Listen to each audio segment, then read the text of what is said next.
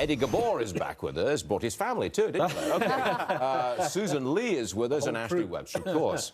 I think the market is up. I think the market's reacting to positive trade developments rather than a national emergency. What say you? Yes. Absolutely. President Xi got into the act. We're going to have another week of negotiations. All the chips are in President Trump's hands as to whether to cease the tariffs.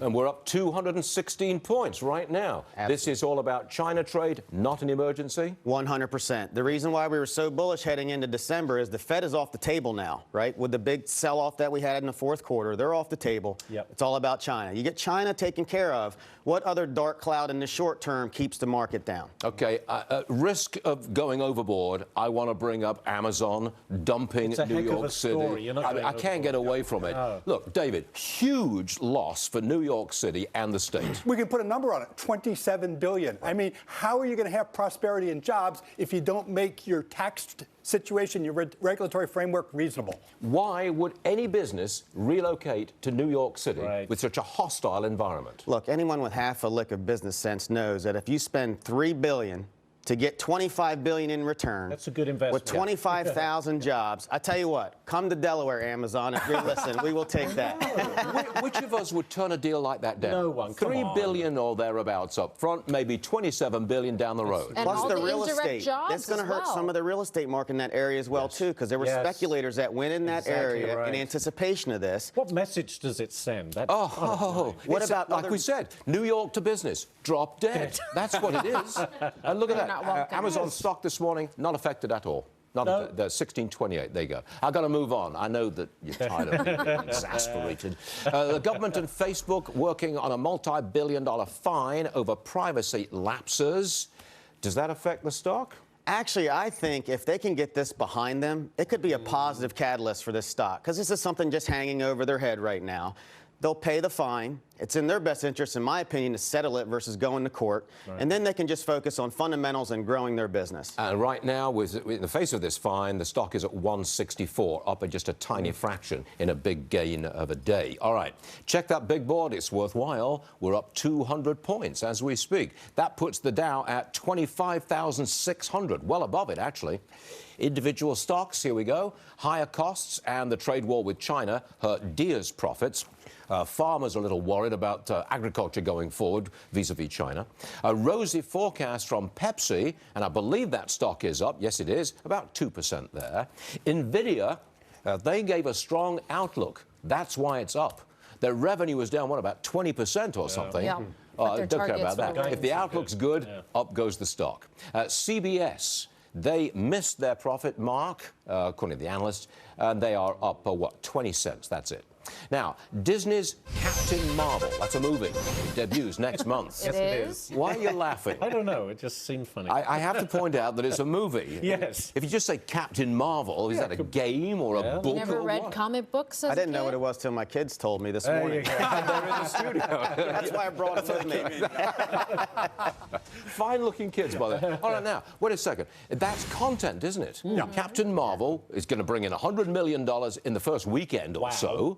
That's content for the streaming deal. Absolutely. The Disney Marvel juggernaut is king. But, of course, they're up against Netflix. And ultimately is how do you get it to the consumer as well? Streaming is key. Disney has to get into that streaming game big time.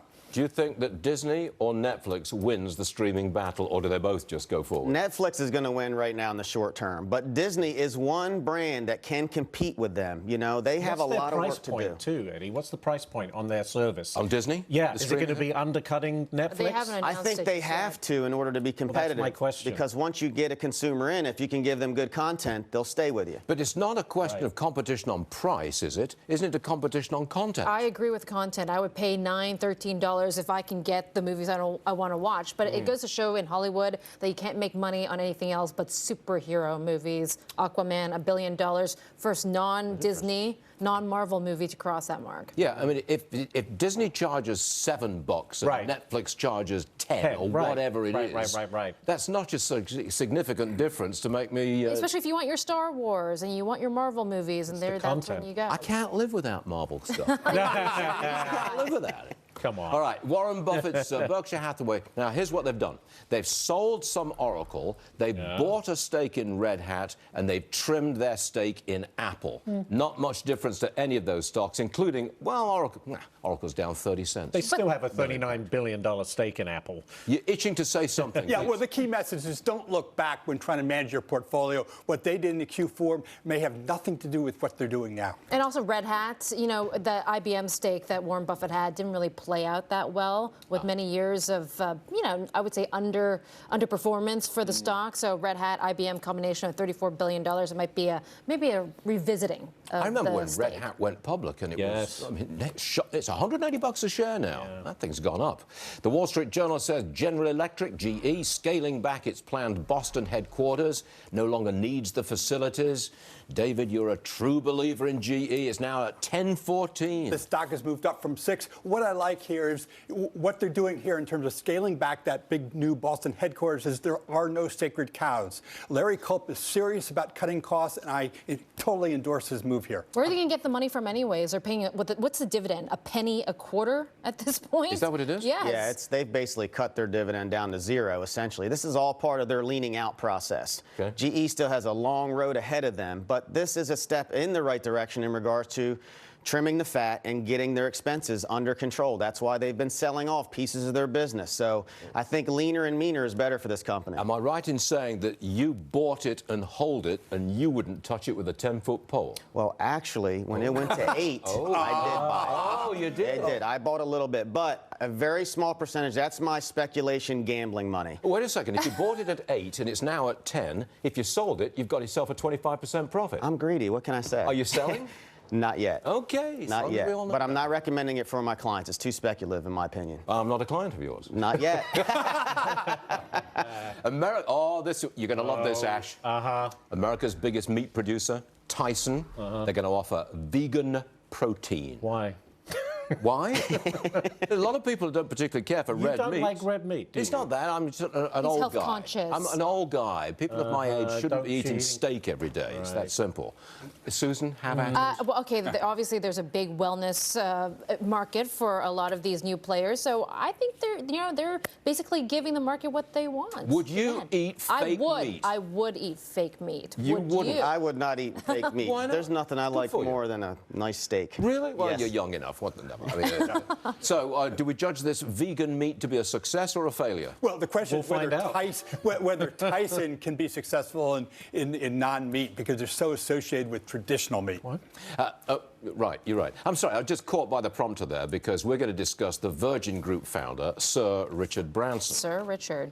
Sir Richard. He's a billionaire, and he wants higher taxes on the rich. Well, he says if the rich can't do more to help pull up those that are really struggling in life, then yes, he says they should be subjected to bigger, heavier taxes. He said it's incumbent upon those who can to try and help those who are struggling to make it in life. I'm tired of these billionaires I know. guilt-tripping us strivers. Oh, you mustn't make it, and if you do make it, you've got to give it all up.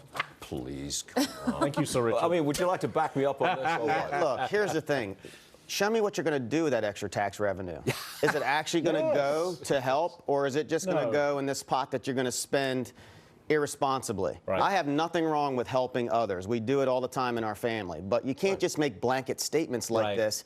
Show me the books as to where this extra revenue is going to go before you push some type of agenda. I'm really tired of these foreigners coming over here and telling us that we've got to pay more taxes, you know. Exactly. Why are the British still exporting their socialists? I just don't get it. I really don't.